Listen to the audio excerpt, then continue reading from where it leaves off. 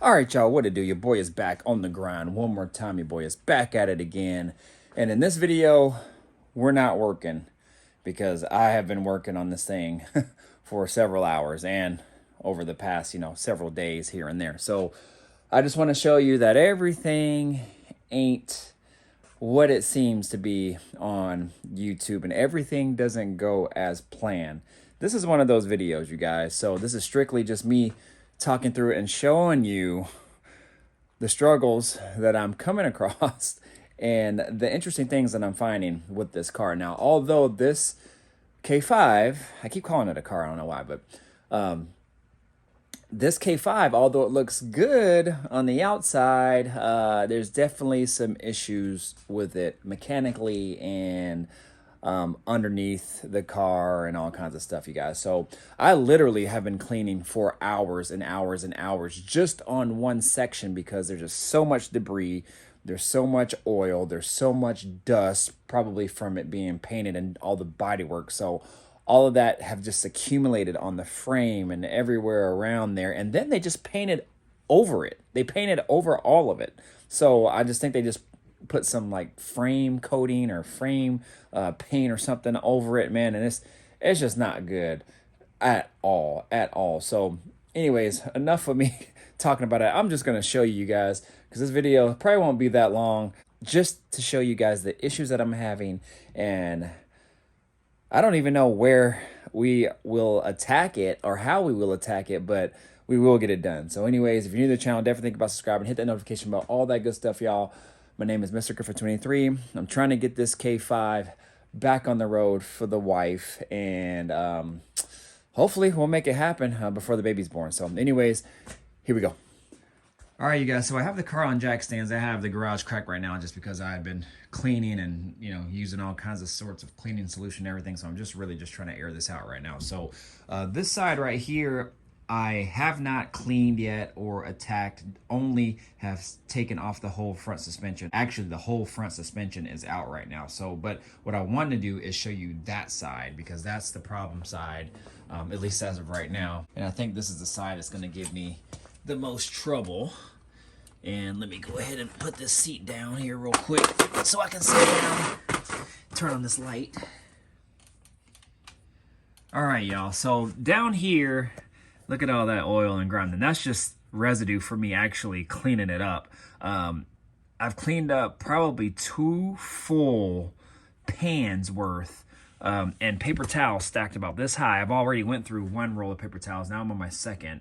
And oil and cleaning solution and everything. Whole garbage bag just full of oil and just paper towels and gunk and paint that I chipped off of the frame and everything. So bad, so bad. But anyways, this is what it looks like right now. And hopefully I can give you guys a good look at this. Hopefully there's no glare on it or anything. But as you can see, you guys, I mean, wiring cut everywhere. I mean, this harness is just a piece of crap. So I'm going to try to rework it, see what I can do. But anyways, it is what it is. We'll attack that later. But so this is the frame. Now this frame looks a lot better than what it did. I'm still going to clean it down some more, but I'm probably not going to do it right now because of some issues. So with that being said, first issue that I found on this side was this right here. So that right there is actually where the shock bolt is supposed to mount through. So as you can see, it's been wallowed out. And I might have shown this on a different video, but here's a close-up of it anyway. So what they did is actually just welded a bolt next to it and just called it good. So anyways, that's the first thing that I found. And we're going to have to attack that. So that's not too bad, because I think what we can do is actually cut out this section here and hopefully like weld in like a washer of the same thickness of some sort, or fill it in and just re-drill it for a bolt to go through so the shock can mount there as it should normally. So also, as we make our way towards here, now this is the main problem that I found out. Also, don't forget, you guys, the frame on the other side, we still got to figure that out too. That's also an issue over there too as well. So if you guys look like right So if you guys look here, this is the kind of stuff that frustrates me. So I have to do some more digging in regards to if this is pretty common. I talked to my buddy Matt over at Driver Studio on his YouTube, so definitely go give him a follow. He says that he also had some issues with this as well, or at least places around this area where it was cracking. And he says it might be a common issue that, you know, he had it and then I had it, and we can't be the only two people that have had it, obviously. But I'm not sure why or what, if this is like a weak point on the frame, or there's just so much kind of like torque on the gearbox or something where it cracks this area.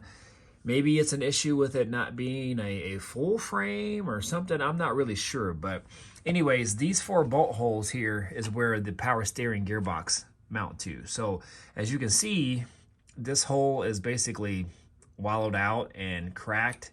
Stress fractures everywhere. And there's another one right here. And these 2 are good, but then this one is also the same. You can see stress fracture here, here. It's missing a chunk here. The circle for the hole is basically almost there, but then you got, you know, this issue here. So I'm not really sure what we are going to do about that. I talked to my buddy Matt about it. We threw around some ideas. I'm now part of a local C10 group.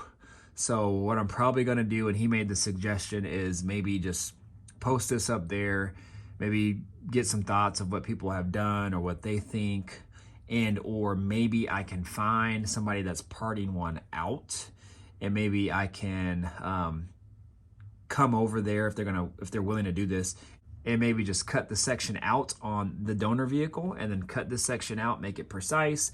And that would be the easiest thing, because if we're going to cut out and do it the other way, like cut out this section, maybe here in this section, and then try to just weld something in, well, then you're dealing with this embossed section where the actual steering box is actually contoured to fit in there. So that'd be another issue if we cut just small sections out. But if we kind of just cut this section out, if we can find a frame, then that would probably be a little easier and cleaner, to be honest. But I don't know. That's one option. We'll see. Maybe other people have some different ideas or whatnot. And I don't know. Maybe this is common enough where, you know, manufacturers might be making this piece of the frame. I don't know. Who knows? So, anyways, I got to do some research and kind of just figure it out. I mean, at the end of the day, it's not the total end of the world. I could probably still drive the car, you know, kind of just easy, but you know me, I definitely want to fix this, especially if the wife is going to be driving it. If it's something that we cannot fix here, which I think we can, then what I think I'll do is just go ahead and address everything else, and then maybe revisit this at another date. I don't know. I really don't want to do that though, because it's already torn apart. But anyways, get in the comments. Let me know what you guys think. I'm not a welder. I've never welded before. I don't know much about this type of metal work. So that's why I'm throwing it out there. But anyways, it's not all gravy. Everything you see on YouTube, you guys, it is not all gravy all the time. So anyways, y'all, so that's how my day has been going. And and I'm going to end it right there. But to end on a good note, one of the reasons why I tore down the whole front suspension is because I was going to rebuild the stock upper and lower control arms and some of the steering components. So I had bought a bunch of Moog parts, as you can see here, and, you know, like inner and outer tie rod ends, ball joints, things like that. So some of the stuff I already returned because I came across a really good deal. So a guy on Facebook that I actually met through the C10 group actually was selling a full lowering kit. So those are 2-inch drop springs over there, Beltec drop springs, and these A-arms, uppers, tubular, and this sway bar, and those lower control arms that give the vehicle a 3-inch drop just because of how they are set. You can see how this is down about another 3 inches or so. So that's what gives it an automatic 3-inch drop if using the stock coils. But with an additional 2-inch drop with those drop coils, that'll give me a total of 5-inch drop in the front. Anyways, to make a long story short, the guy that I got these from is actually going coilovers, and he is unable to use this style setup with the coilovers, so he actually was just going to take them out and kind of toss them. So I actually came across them and picked them up, and here we go. So we actually scored some used in good shape tubulars for this K5, so they'll work perfect. They'll fit a 73 to, I think, gosh, man, I'm not sure exactly where you're, but 73 to like 78 or something like that. I don't know. You guys might know better than me, but I know it's 73 and up. And so K5 or C10. So we should be in business. I actually measured them up on the stock ones, and they seem pretty legit. So anyways, this is supposed to be a DJM brand, which I think is a name brand in the C10 and truck world.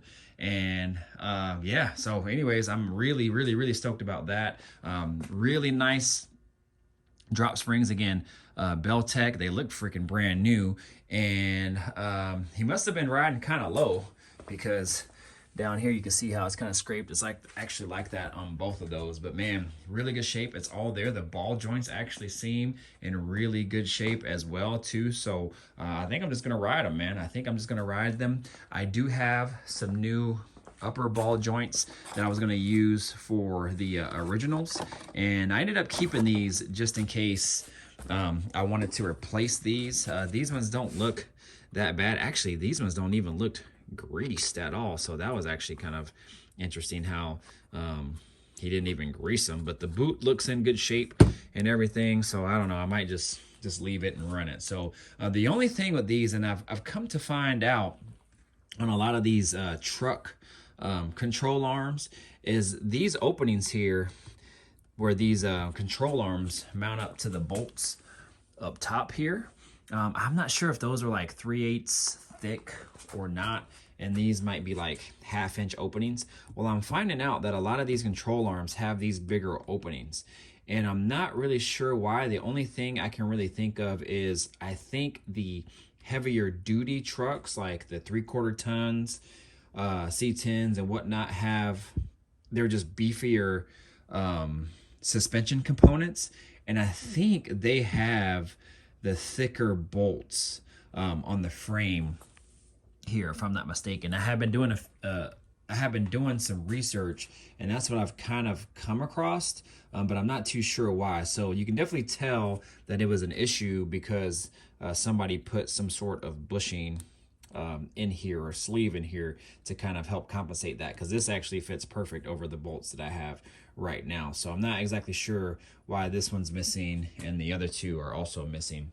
Maybe they just weren't sealed as tight as this one is, maybe. So anyways, my win of the day is, before I started any of this cleaning today, I actually went to Ace Hardware. That's kind of where I get a lot of my loose bolts and things like that if I need something quick.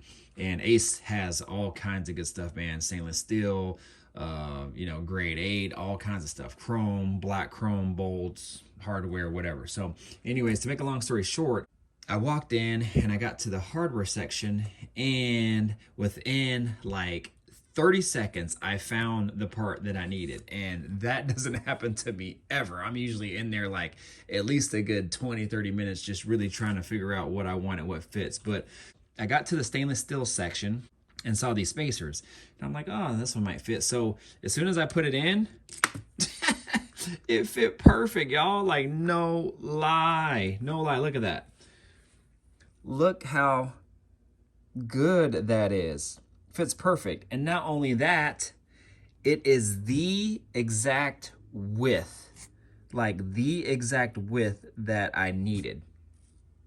And not only that, check this out. It fits over this perfectly. Man, how clutch is that?